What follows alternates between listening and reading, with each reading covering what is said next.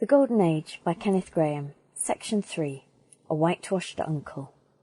In our small lives, that day was eventful when another uncle was to come down from town and submit his character and qualifications, albeit unconsciously, to our careful criticism.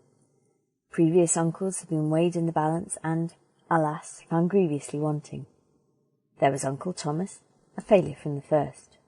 Not that his disposition was malevolent, nor were his habits such as to unfit him for decent society, but his rooted conviction seemed to be that the reason of a child's existence was to serve as a butt for senseless adult jokes, or what, from the accompanying guffaws of laughter, appeared to be intended for jokes. Now, we were anxious that he should have a perfectly fair trial, so, in the tool-house, between breakfast and lessons, we discussed and examined all his witticisms, one by one, calmly, critically, dispassionately. It was no good. We could not discover any salt in them, and, as only a genuine gift of humour could have saved Uncle Thomas, for he pretended to naught besides, he was reluctantly writ down a hopeless impostor. Uncle George, the youngest, was distinctly more promising. He accompanied us cheerily round the establishment, suffered himself to be introduced to each of the cows, held out the right hand of fellowship to the pig, and even hinted that the pair of pink-eyed Himalayan rabbits might arrive, unexpectedly, from town some day. We were just considering whether, in this fertile soil, an apparently accidental remark on the solid qualities of guinea pigs or ferrets might happily blossom and bring forth fruit, when our governess appeared on the scene. Uncle George's manner at once underwent a complete and contemptible change.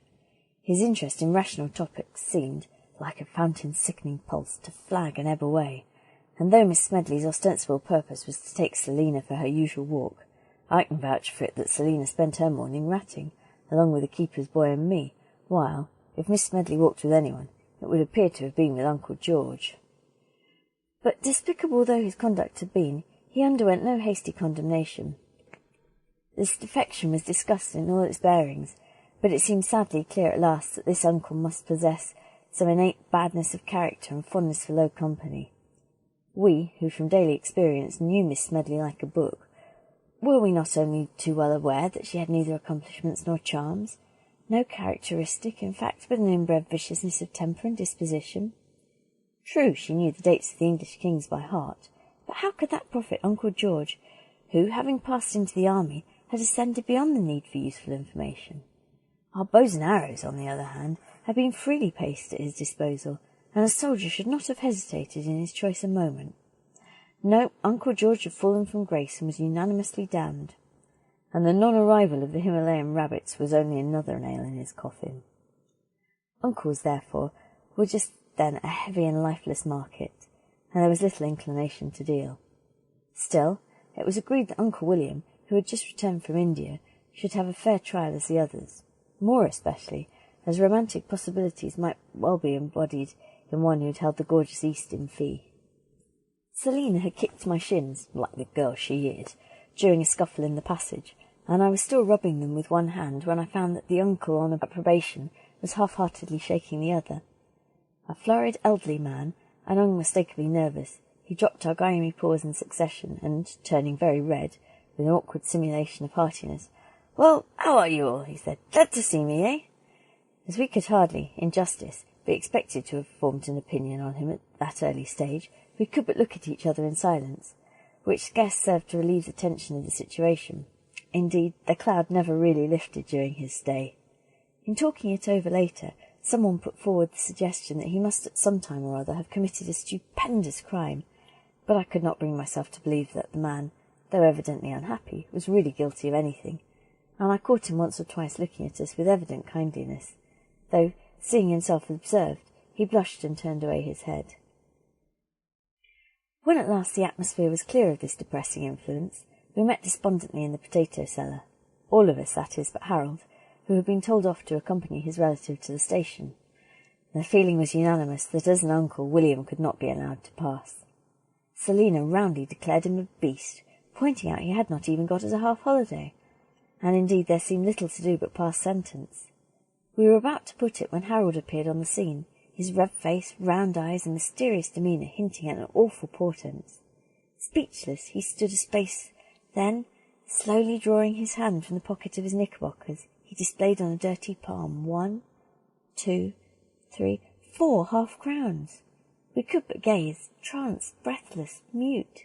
Never had any of us seen, in the aggregate, so much bullion before. Then Harold told his tale. "I took the old fellow to the station," he said, "and as we went along I told him all about the station-master's family, how I'd seen the porter kissing our housemaid, and what a nice fellow he was, with no airs or affectation about him, and anything I thought would be of interest, but he didn't seem to pay much attention, but walked along puffing his cigar, and once I'm not certain, but I thought I heard him say, 'Well, thank God that's over.' When we got to the station he stopped suddenly and said, 'Hold on a minute.' Then he shoved these into my hand like in a frightened sort of way and said, 'Look here, youngster, these are for you and the other kids. Buy what you like. Make little beasts of yourselves. Only don't tell the old people, mind. Now, cut away home.' So I cut." A solemn hush fell on the assembly, broken first by the small Charlotte. "I didn't know," she observed dreamily, "that there were such good men anywhere in the world. I hope he'll die tonight, for then he'll go straight to heaven." But the repentant Selina bewailed herself with tears and sobs, refusing to be comforted, for that in her haste she had called this white-souled relative a beast. "Tell you what we'll do," said Edward, the master-mind, rising as he always did to the situation. "We'll christen the piebald pig after him, the one that hasn't got a name yet, and that'll show we're sorry for our mistake." "I christened that pig this morning," Harold guiltily confessed. "I christened it after the curate. I'm very sorry, but he came and bowed to me last night, after you others had all been sent to bed early, and somehow I felt I had to do it." "Oh, but that doesn't count," said Edward hastily, "because we weren't all there. We'll take that christening off and call it Uncle William, and you can save up the curate for the next litter." And, the motion being agreed without a division, the house went into a committee of supply. End of section 3.